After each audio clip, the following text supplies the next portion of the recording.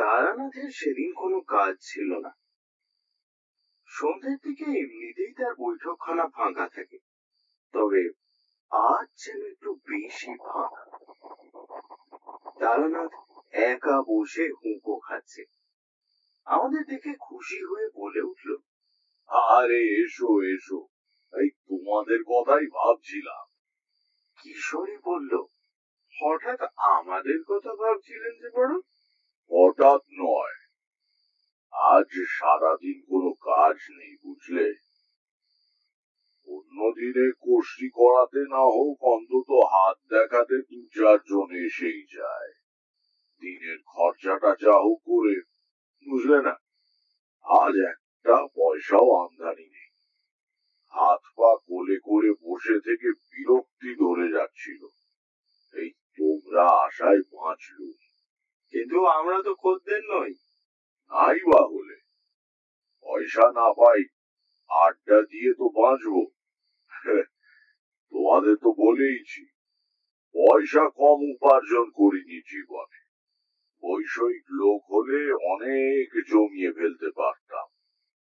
পয়সার মায়া নেই আমার, ওই দিন চলে গেলেই খুশি। যাবার সময় কটা পয়সাই বা কাটে বেঁধে নিয়ে যেতে পারবো বলে মনে করো? হ্যাঁ। চারি পেয়ালায় চা নিয়ে এলো। তারানাথ পাকা মুচলি ছিল। চা খেতে খেতে সে গল্প জমিয়ে তুলল। কিছুক্ষণ নানা বিষয়ে কথা হওয়ার পর কিশোরী বলল, ভালো কথা, আজকে কাগজ দেখেছেন? তরুবালা হত্যাকাণ্ডের মীমাংসা হয়ে গিয়েছে। প্রত্যক্ষদর্শীর বিবরণ অনুযায়ী ফাঁসির হুকুমও হয়ে গেছে দেখলাম। কিছুদিন আগে কলকাতার এক কুখ্যাত পাড়ায় তরুবালা নামে একটি পতিতা মেয়ে খুন হয়। খুনি কোনো সূত্র রেখে যায়নি, তাই নিয়ে কদিন কাগজে খুব হইচই চলেছিল। আজ কাগজে বেরিয়েছে খুনি ধরা পড়ার খবর। অপর একটি পতিতা মেয়ে বাথরুমে লুকিয়ে থেকে সমস্ত খুনের দৃশ্যটা দেখেছিল। এতদিন প্রাণের ভয়ে কিছু বলেন, কিন্তু পুলিশি জেরার চাপে আর বিবেকের তাড়না এসে শেষ পর্যন্ত সব স্বীকার করেছে। বস্তুত তার বিবৃতিতে নির্ভর করেই অপরাধীর শাস্তি হয়েছে। তোমরা যাই বল, আমার কিন্তু মনে হয় না মেয়েটার কোনো দোষ আছে বল। দেখো, প্রাণের ভয় আমাদের সবারই আছে। তাছাড়া চোখের ওপর একটা খুন দেখলে মনের অবস্থা কেমন হয় কে জানে। একজন মানুষকে 5 হাতের মধ্যে মেরে ফেলা হচ্ছে, উফ, এ ভাবা যায় না। সত্যি বলেছেন, খুনের প্রত্যক্ষদর্শীর মনের অবস্থা কি হয় ভারী জানতে ইচ্ছে করে, কিন্তু কে বলতে পারবে? আমি পারি। আমি আর কিশোরী তারানাথের কথায় অবাক হয়ে তার দিকে তাকালাম। বলে কি তারানাথ ঠাট্টা করছে নাকি? কিন্তু সিরিয়াস ব্যাপার নিয়ে ঠাট্টা করার লোক তো তারানাথ নয়। তাহলে কিশোরী আমার চেয়ে আগে সমস্ত পরিস্থিতিকে সামলে নিতে পারে। সে জিজ্ঞাসা করলো, কি করে বলবেন? কারণ আমি চোখের সামনে একটা খুন হতে দেখেছি। তারানাথের কাছে অনেক অদ্ভুত গল্প শুনেছি, কিন্তু এ ব্যাপারটা একেবারেই অপ্রত্যাশিত। এবার কিশোরীও কোনো কথা বলল না। তারানাথ আমাদের দিকে তাকিয়ে বলল, খুন হয়েছিল বটে, কিন্তু সে খুনের জন্য কারো ফাঁসি হয়নি। আমি ছাড়া আরো কয়েকজন প্রত্যক্ষদর্শী ছিল। কেস আদালতে ওঠে, কিন্তু পরে যে খুন করেছিল সে ছাড়া পেয়ে যায়। শুনবে গল্পটা? তাহলে বলি। শুনবার জন্য আমাদের অনুরোধ করার সামান্যই প্রয়োজন ছিল। তারানাথ এক কলকে তামাক সেজে বলতে শুরু করল, বছর 10 আগের কথা। তখন আমার কাছে অমরনাথ ভট্টাচার্য বলে এক ভদ্রলোক প্রায় আসতেন।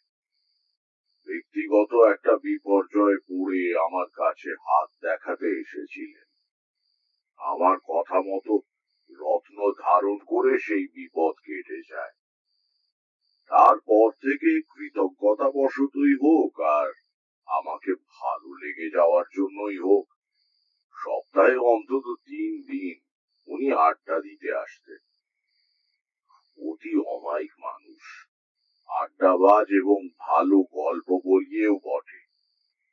আমাদের আলাপ খুব জমে উঠেছিল। একদিন অমরবাবু সন্ধ্যের দিকে এসে হাজির হলেন। দেখলাম উনি কিছু অন্যমনস্ক, কোন চিন্তায় মগ্ন থাকলে যেমন হয়। চা খাচ্ছেন, হ্যাঁ হু করে আমার কথার উত্তর দিয়ে যাচ্ছেন, কিন্তু আড্ডা যেন ঠিক জমছে না। এক সময় বলেই ফেললাম, আপনার কি হয়েছে বলুন তো, কিছু ভাবছেন? অমর ভট্টাচার্য এক মুহূর্ত কি ভাবলেন, তারপর বললেন, ভেবেছিলাম বলবো না, কিন্তু এখন মনে হচ্ছে বললে আপনাকেই বলা উচিত। অন্যরা হেসে উড়িয়ে দেবে, কিন্তু কিন্তু আপনি হয়তো বুঝতে পারবেন। আহা, বেশ তো, খুলে বলুন। আমার এক বাল্য বন্ধু আছে, তার নাম বিজয় চ্যাটার্জি। অনেকদিন বিয়ে হয়েছে বটে, কিন্তু একটি বই সন্তান হয়নি, মেয়ে সন্তান, নাম সুবলা। এখন তার বয়স 13। মেয়েটি দেখতে খুব সুন্দরী, পড়াশোনাতেও ভালো। বিজয় প্রাচীনপন্থী, গোড়া লোক নয়। মেয়েকে সে লেখাপড়া শিখিয়ে উপযুক্ত করে বিয়ে দিতে চায়। সবই তো ভালো চলছিল, কিন্তু হঠাৎ এক বিপদ উপস্থিত হয়েছে। কি হয়েছে? সুবলা আজকাল কেমন কেমন সব কথাবার্তা বলতে শুরু করেছে, যার কোনো মানে হয় না, এমন সব অসংলগ্ন কথা। বিজয় খুব ভয় পেয়ে গেছে। সে সন্দেহ করছে সুবলার বোধহয় মস্তিষ্ক বিকৃতির লক্ষণ দেখা দিয়েছে। কি ধরনের অসংলগ্ন কথা? মানে অশ্লীল কিছু? আদৌ না, সবার সঙ্গে বসে আলাপ করতে করতে থেমে গিয়ে কেমন যেন হয়ে যাচ্ছে। তারপর একটা ঘুম ঘুম ভাবের মধ্যে নানা অদ্ভুত কথা বলছে। সে কথাগুলো কি? সে ঠিক বলে বোঝানো যাবে না। আপনি চলুন না, চলুন না একবার। আপনি তো নানান রকম বিষয় জানেন, হয়তো আপনাকে দিয়ে বিজয়ের একটা উপকার হয়ে যাবে। সুবলাকে ডাক্তারের কাছে নিয়ে যাওয়ার আগে আপনি একবার চলুন। বিজয়বাবু কোথায় থাকেন? এই কাছেই, অবিনাশ দত্ত লেনে। কাল যাবেন? বেশ তো, বলে রাখবেন আপনার বন্ধুকে। কাল সন্ধ্যের দিকে যাওয়া যাবে। ঠিক আছে, আমি এসে আপনাকে নিয়ে যাব। তৈরি থাকবেন। পরের দিন গেলাম বিজয় চাটুর্যের বাড়ি। সাধারণ মধ্যবিত্ত গৃহস্থ, তবে সচ্ছল অবস্থা। ভদ্রলোক বেশ সুপুরুষ, 40 পেরিয়েও চুলে পাক ধরেনি বা কপালে একটি রেখাও পড়েনি। আমাকে আপ্যায়ন করে বসিয়ে বললেন, বড় বিপদে পড়েছি ঠাকুর মশাই। আমার এই একটি মাত্র সন্তান, ওর যদি কিছু হয় তাহলে আমাদের আর কোনো সান্ত্বনা থাকবে না। শুনেছেন তো সব অমরের কাছে। মেয়েটিকে একবার ডাকুন না দেখি। বিজয়বাবু নিজে গিয়ে হাত ধরে সুবালাকে নিয়ে এলেন। অমর ভট্টাচার্য ঠিকই বলেছিলেন, মেয়েটি অপরূপ সুন্দরী। বাড়ন্ত গড়নের জন্য সত্যিকার বয়সের চেয়ে অনেক বড় দেখায়। সুবালা ঘরে ঢুকতেই আমি চমকে সোজা হয়ে বসলাম। মেয়েটি সাধারণ মেয়ে নয়। আমাদের তন্ত্রশাস্ত্রে কিছু কিছু অতিলৌকিক দেহ লক্ষণের বর্ণনা আছে। সুবালার শরীরে সেগুলি বর্তমান। আমার চমকে ওঠা বিজয়বাবু লক্ষ্য করেছিলেন, কিন্তু মেয়ের সামনে কিছু জিজ্ঞেস করলেন না। আমি আদর করে কাছে বসিয়ে সুবালার সঙ্গে কথা বলতে লাগলাম। বেশ স্বাভাবিক মেয়ে, কোনো দিক দিয়ে কোনো ব্যতিক্রম নেই। কিছু পরে বিজয়বাবুকে বললাম, যান, ওকে ভেতরে দিয়ে আসো। যাও তোমার, ভেতরে গিয়ে মাকে বলো খাবার পাঠাতে। সুবালা চলে যেতে আমি প্রথমে বললাম, ভয় নেই বিজয়বাবু, আপনার মেয়ের কোনো অসুখ করেনি। এটা পাগলামির পূর্বাভাস নয়।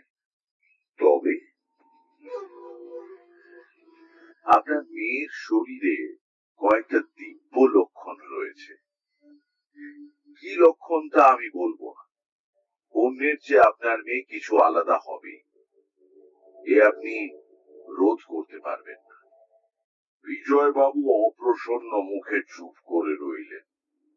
বুঝলাম আমার ব্যাখ্যা তার ঠিক মনোভূত হয়নি। তা আর আমি কি করতে পারি? মেয়ের তো কোনো অসুখ নেই বা অপদেবতা ভর করেনি যে আমি মাদুলি দিয়ে কি যজ্ঞ করে সারাবার চেষ্টা করব। এমন সময় ভেতর বাড়িতে একটা হইচইয়ের শব্দ শোনা গেল।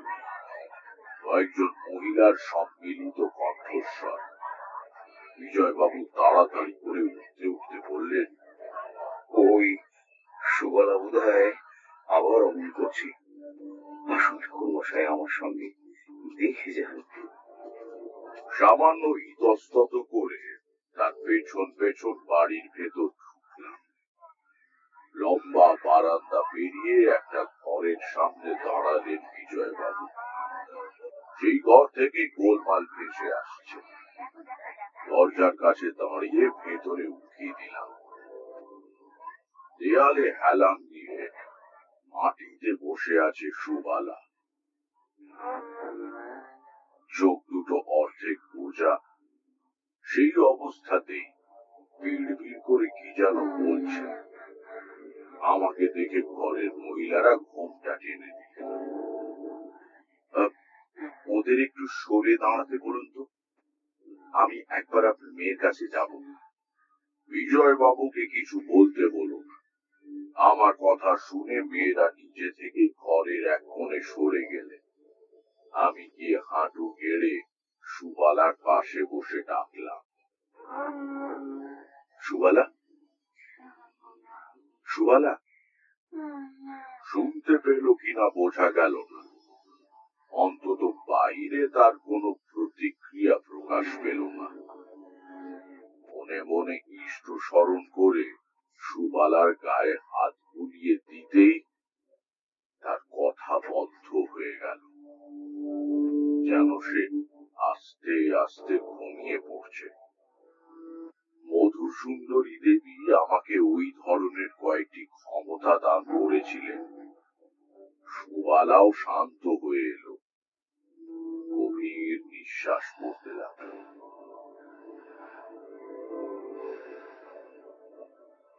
আমি মৃদু স্বরে বললাম, বলো মা, কি বলছিলে বলো।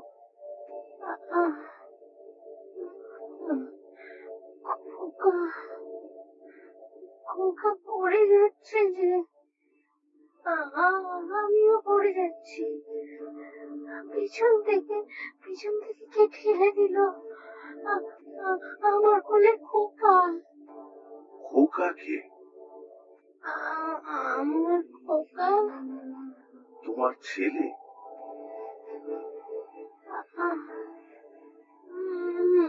মাথায় কি কষ্ট, মাথায় পাথর এসে লাগলো মাথায়। কে ধাক্কা দিল তোমাকে? আর উত্তর নেই। এবারে সত্যি সত্যি ঘুমিয়ে পড়েছে মেয়েটি। বিজয় বাবুকে বললাম, ওকে বিছানায় শুইয়ে দিন, ঘুমিয়ে পড়েছে। আর আপনি আমার সঙ্গে আসুন তো, কথা আছে।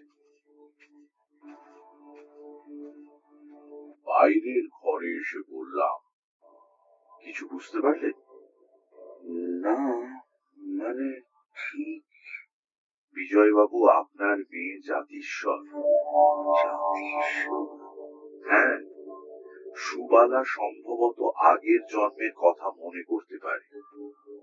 যেসব কথাকে আপনারা অসংলগ্ন বলে মনে করছেন, তা আসলে ওর আগের জন্মে ঘটে যাওয়া ঘটনা। এই কারণেই ওর শরীরে নানা দিব্য লক্ষণ রয়েছে। জাতিস্বর হওয়া আত্মার খুব উঁচু অবস্থার পরিচয় বিজয়বাবু। তাহলে এখন আমাদের কি করা কর্তব্য? কিছুই নয়, এ ভাব আপনি কেটে যাবে। আমি আরো একটি জাতিস্বর মেয়েকে দেখেছিলাম। বয়স বাড়তে শুরু করার সঙ্গে সঙ্গে জন্মান্তরের স্মৃতি কমে আসতে থাকে। একটা কথা বলুন তো, সুবালার কতদিন এরকম হয়েছে? তা প্রায় বছর খানেক হবে। তাহলে তো অনেক বেশি বয়সে শুরু হয়েছে বলতে হবে। জন্মান্তরের স্মৃতি সাধারণত 5-6 বছর বয়সে জেগে উঠে এই বয়সে মিলিয়ে আসতে থাকে। যাক, কিছু না করে শুধু দেখে যান, সুবালা আপনি সেরে যাবে। সেদিন ফিরে চলে এলাম। তারপর বছর কয়েক ধরে মাঝে মাঝে বিজয় চাটুর্যের বাড়ি গিয়েছি। কখনো বা উনি আর অমরনাথ আমার কাছে এসে সুবালার খবর দিয়েছেন। মোটের ওপর বলতে গেলে 2 বছরে আমরা সুবালার গত জন্মে কি ঘটেছিল সে সম্বন্ধে একটা ধারণা করতে পারলাম। বিভিন্ন সময় আচ্ছন্ন অবস্থায় সুবালা যা বলেছিল তার উপরে নির্ভর করে আমরা কিছু জোড়াতালি দিয়ে সমস্ত ব্যাপারটা আন্দাজ করেছিলাম। কিন্তু আমাদের আন্দাজ যদি সত্য হয়ে থাকে কেন, নিশ্চয়ই সত্য, কারণ পরে যা ঘটেছিল তাতে আর কোনো সন্দেহ থাকার কথা নয়। সে বড় মর্মান্তিক ঘটনা। আপনারা কি আন্দাজ করেছিলেন? সুবালা ওই ঘোর লাগা অবস্থায় প্রায় বলতো সে তার ছেলেকে নিয়ে যেন কোনো উঁচু জায়গা থেকে পড়ে যাচ্ছে। মাথায় আঘাত পাওয়ার কথা বলতো। একদিন ওর টান করে চুল বেঁধে এসেছে, দেখলাম বাঁদিকের কপালে একটা লম্বা দাগ। ওই পুরনো ক্ষত শুকিয়ে এলেও যেমন দাগ শুকিয়ে যায় তেমনি। বিজয় বাবুকে বলতে তিনি বললেন ওটা সুবালার জন্ম দাগ। খেয়াল করেছেন কি, সুবালা আচ্ছন্ন অবস্থায় মাথার যেখানে আঘাত লাগার কথা বলে এই দাগটাও ঠিক সেখানেই। তাও কি হয়? কত জন্মের আঘাতের দাগ এই জন্মে ফুটে ওঠে? জানি না, তবে পৃথিবীতে অনেক কিছুই যে সম্ভব সে তো দেখতেই পাচ্ছেন। 2 বছরে যা জানতে পেরেছিলাম তা খুব স্পষ্ট না হলেও মোটামুটি এই: সুবালা গত জন্মে একটি শিশু সন্তান নিয়ে বিধবা হয়। পরে কে বা কারা কোন উঁচু স্থান থেকে, সম্ভবত কোন টিলার উপর থেকে সন্তান সহ সুবালাকে ঠেলে ফেলে দিয়ে হত্যা করে। কিন্তু কেন হত্যা করে এবং হত্যাকারীর নাম কি, এসব খবর আমরা কিছুতেই জানতে পারি। এখানে এসেই সুবালার কথা আটকে যেত। মনের উপর চাপ পড়লে ক্ষতি হতে পারে ভেবে আমিও জোর করিনি কখনো। এখানে একটা কথা বলে রাখি, এই ঘটনায় আমি বুঝতে পেরেছিলাম মাতৃস্নেহ কি জিনিস। সন্তানের প্রতি মায়ের টান বিশ্বের একটা বড় শক্তি। সুবালা মাত্র 13 বছরের কিশোরী, এজন্য এখনো সে মা হয়নি, কিন্তু আধো অজ্ঞান অবস্থায় যখন সে বলতো খোকা পড়ে যাচ্ছে, খোকাকে বাঁচাও, তখন তার মুখে যে ব্যাকুলতা ফুটে উঠত তা মাতৃ হৃদয়ের গভীর অভিব্যক্তি ছাড়া হয় না। গত জন্মের হারানো ছেলের প্রতি এই আরতি এবার একটু কমে এলো। এইভাবে আরো বছর 2 কেটে যাওয়ার পর আস্তে আস্তে সুবালা অনেকটা স্বাভাবিক হয়ে এলো। এখন তার বয়স হলো 17। একদিন বিকেলে অমরবাবু এসে বললেন, একটা ভালো খবর আছে, বেশ বড়সড় রকমের ভোজ আসন্ন। কি ব্যাপার, গৃহিণী পুত্রবধূ দর্শন করবেন নাকি? দূর, আপনার যেমন কথা, এই বয়সে। যাকে যাকে, কথা হচ্ছে এই, আমাদের বিজয় চাটুর্যের মেয়ের বিয়ে বোধ হয় লাগলো। কার? সুবালার? হ্যাঁ, আগামী পরশু পাত্রের বাবা দেখতে আসছেন জব্বলপুর থেকে। প্রবাসী বাঙালি, পাত্র সেখানেই ব্যবসা করে। বিরাট অবস্থা। মেয়ে সুন্দরী শুনে দেখতে আসছে, নইলে বিজয় যা আর্থিক সঙ্গতি, এরকম ঘরে তার ছেলের বিয়ে দেবার ব্যবস্থা করত না। আপনিও আসুন না ওদিন। বিজয় আমাকে বলেছিল আপনাকে নিয়ে যেতে। একটা শুভ দিন, আপনার মতো সৎ ব্রাহ্মণ উপস্থিত থাকলে সুবলার মঙ্গল হবে। মেয়ে দেখার দিন বিজয় চাটুর্যের বাড়ি গেলাম অমরের সঙ্গে। এসব সামাজিক উৎসব আমার ভালোই লাগে। তারপর মেয়ে দেখানোর ব্যাপার, ভালো খাওয়া দাওয়ার ব্যবস্থা থাকবে নিশ্চয়ই। আমি ভোজন রসিক চিরদিন, তোমরা তো জানোই। ধুতি চাদর চাপিয়ে বিকেলে গিয়ে হাজির হলাম। তখনও ছেলের বাবা এসে পৌঁছননি। বিজয়বাবু আমাদের আদর করে নিয়ে বৈঠকখানায় বসালেন। তামাক এলো, চা খাবার এলো। বিজয়বাবু একবার সুবালাকে ডেকে এনে প্রণাম করিয়ে নিয়ে গেলেন। সুবালা মাথায় হঠাৎ যেন অনেকখানি লম্বা হয়ে গিয়েছে। চোখ মুখ যেন তুলি দিয়ে আঁকা। সত্যি সুন্দরী বটে। মাথায় হাত দিয়ে প্রাণ ভরে আশীর্বাদ করলাম। সুখী হও মা, সুখী হও। জীবনে এমন ব্যর্থ আশীর্বাদ আর কোনোদিন করিনি। বিজয় চাটুর্য বললেন, ঠাকুরমশাই কিন্তু আজ রাত্রে এখানেই খেয়ে যাবেন। মাংস চলে তো? খুব চলে। আমি ওই ঘন্টা নাড়া পুরুত বাবু নই বিজয়বাবু। সবারই মন বেশ ভালো। বিজয়বাবুর মনের আনন্দ কিছুটা বাইরে বেরিয়ে আসছে, আর কেনই বা হবে না। বড় লোকের ঘরে মেয়ের বিয়ে দিতে চলেছেন। বিয়ে প্রায় ঠিকই বলতে গেলে। পাত্রের কি এক আত্মীয় মেয়ে দেখে গিয়ে ওখানে দারুণ প্রশংসা করেছেন। আজ বাবা দেখে গেলে পাকাপাকি হয়ে যায়।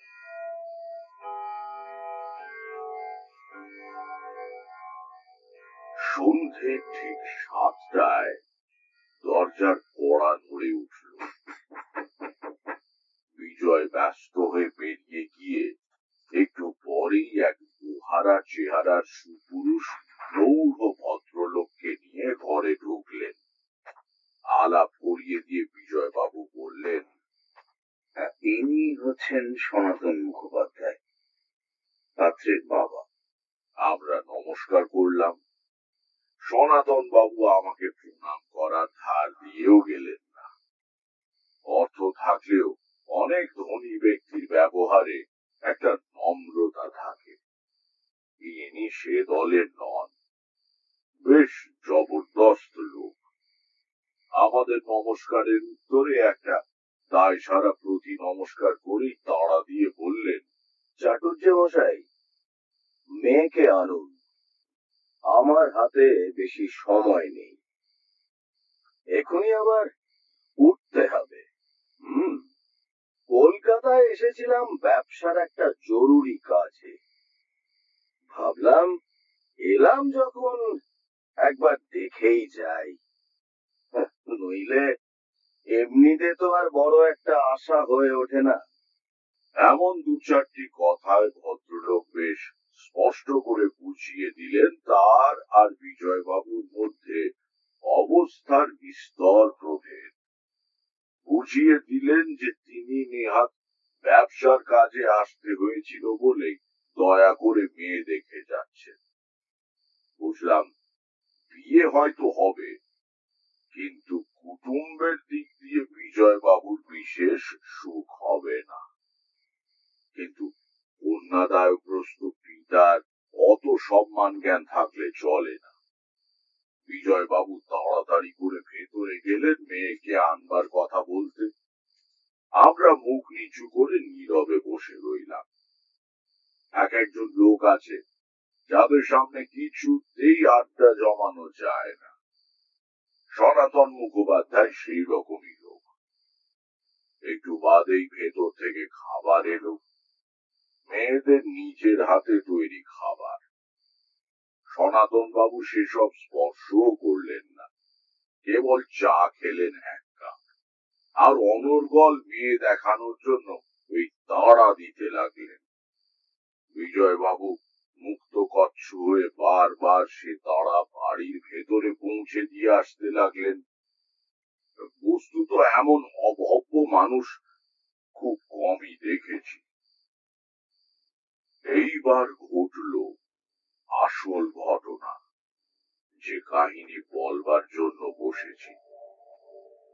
একটু বাদেই যে একটা বিরাট কিছু ঘটতে চলেছে তা আমরা গুণাক্ষরেও জানতে পারিনি। বেশ সুন্দর পরিবেশ, একটি বিয়ের প্রাক কথন হবে, কিছু বাদে একটি ভোজের আভাসও রয়েছে। কে জানতো কি ভয়াবহ ব্যাপার ঘটতে চলেছে আর কয়েক মিনিটের মধ্যে। ভেতর বাড়ির দিকে চুরির শব্দ হতে বিজয়বাবু উঠে গিয়ে সুবালাকে হাত ধরে ঘরের ভেতরে নিয়ে এলেন। আমি বেশ ভালো করে তখন তার মুখ দেখেছিলাম, হলফ করে বলতে পারি সে মুখে তখন কোনো অস্বাভাবিকতা বা পাগলামির চিহ্ন মাত্র ছিল না। আমি সুবালাকে বসতে জায়গা করে দেব বলে উঠে সরে যাচ্ছি, অমরনাথ সরে বসবার উদ্যোগ করেছে। হঠাৎ হঠাৎ কেমন একটা অদ্ভুত আওয়াজে মুখ তুলে তাকিয়েই পাথর হয়ে গেলাম। সুবালার চোখ বিস্ফারিত, জিঘাংশু উন্মাদের মতো সে তাকিয়ে আছে সনাতন মুখুজ্জের দিকে। সনাতন বাবুও বিস্মিত হয়ে উঠে দাঁড়িয়েছেন।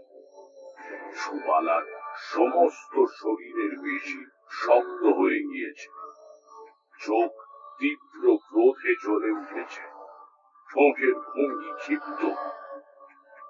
বিজয়বাবু ভয় পেয়ে কি যেন বলতে যাচ্ছিলেন, তার মনের অবস্থা সহজেই অনুমান করা যায়। অনেক দিন মেয়ে এমন করেনি, একেবারে সেরে গিয়েছে, এই ভরসায় তার বিয়ের ব্যবস্থা করেছিলেন। আজ হঠাৎ করে এত বছর পরে আবার সুবালার এমন হবে কে জানত। তিনি বোধহয় কিছু বলতে যাচ্ছিলেন, তার আগেই ঘরের মধ্যে সুবালার তীব্র আক্রোশপূর্ণ গলা ছড়িয়ে পড়ল।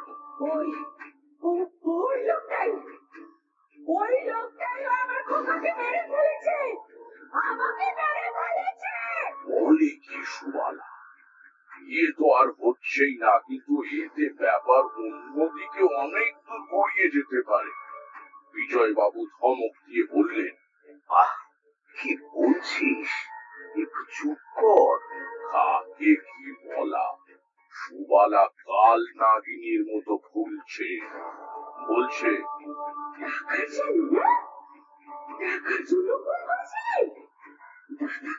শান্তি হয়নি। সম্পত্তি পাওয়ার জন্য আমাকে আর খোকাকে হাত থেকে ধাক্কা দিয়ে ফেলে দেয়। বেশ বেশ, কিন্তু এবার তোকে কে বাঁচাবে? সনাতন বাবুর মুখ সাদা হয়ে গিয়েছে।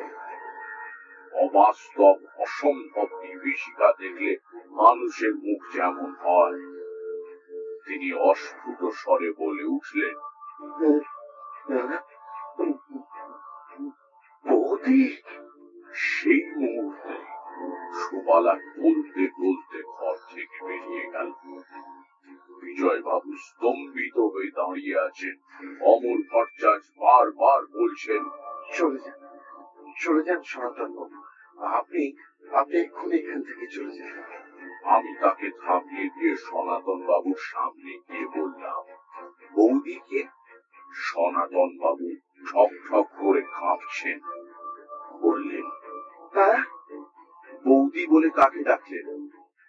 কাকে ঠেলে ফেলে দিয়েছিলেন পাহাড় থেকে? বলুন সনাতন বাবু, বলুন। সনাতন বাবু আর কোনোদিন কোনো কথা বলার সুযোগ পাননি। আমার পেছন থেকে হঠাৎ বিজয় বাবু ধর ধর করে চিৎকার করে উঠলেন। আমি চমকে পেছন ফিরে তাকিয়ে দেখি সুবালা একটা বিরাট মুঠি নিয়ে ঘরে ঢুকছে। তার কাপড় প্রায় খুলে গিয়েছে, চোখে খুনির দৃষ্টি। আরো পেছনে দৌড়ে আসছেন মহিলারা। ব্যাপারটা চোখের নিমেষে ঘটে গেল।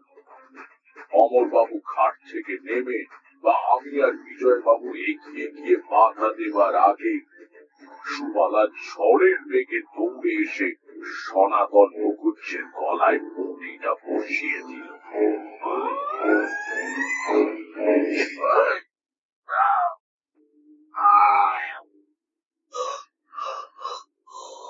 বিকৃত একটা শব্দ করে সনাতন বাবু পড়ে গেলেন।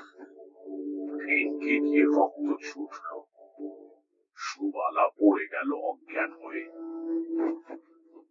মিনিট 10 পরে মোড়ের ডাক্তারখানা থেকে যখন ডাক্তার দিয়ে ফিরে এলাম, তখন আর সনাতন বাবুর দেহে প্রাণ নেই। ঘন্টা 2 পরে সুবালার জ্ঞান ফিরেছিল, কিন্তু এত সব ঘটনা তার কিছুই মনে নেই। সম্পূর্ণ স্বাভাবিক। সনাতন বাবুর ছেলে কেস চেপে দেবার চেষ্টা করেছিল, কিন্তু পুলিশ ছাড়েনি। পুলিশ সুবালার বিরুদ্ধে খুনের অভিযোগ আনে, কিন্তু জজ বুদ্ধিমান। এই খুনের কোনো মোটিভ নেই। তাছাড়া আসামি পক্ষ থেকে বলা হয়েছিল মেয়ে পাগল। আমার আর অমর ভট্টাচার্যের সাক্ষ্যেও কাজ হয়েছিল। সুবালা খালাস পেয়ে যায়। গত জন্মে টাকার লোভে বিধবা সুবালা আর তার সন্তানকে হত্যা করেছিল সনাতন। সেই সম্পত্তি পেয়েই জব্বলপুরে ব্যবসা ফেঁদেছিল সে। এদিকে সুবালা কলকাতায় বিজয় চাটুর্যের মেয়ে হয়ে জন্মগ্রহণ করেছে। ভগবানের মার বড় সাংঘাতিক মার, বুঝলে। কোথা থেকে সনাতন মুখুজ্জিকে এসে শাস্তি নিয়ে যেতে হলো। নিজের জন্য অতটা নয়, কিন্তু তার সন্তানের মৃত্যুর কথা ভুলতে পারেনি সুবালা। সনাতনকে দেখা মাত্র তপ করে চলে উঠেছিল জন্মান্তরের স্মৃতি। তারানাথ থামল। অন্যদিন গল্পের শেষে কিশোরী যা হোক একটা টিপ্পনি কাটে। আজ সেও চুপ করে বসে রইল। বাইরে ল্যাম্প পোস্টে আলো জ্বলে উঠেছে। ঘরের মধ্যে কেমন একটা বিষণ্ণতা। তারানাথও আজ আর কোনো কথা বলছে না। শেষে আমি স্তব্ধতা ভেঙে বললাম, আচ্ছা আজ যাই, হ্যাঁ, আবার পরে একদিন আসবো।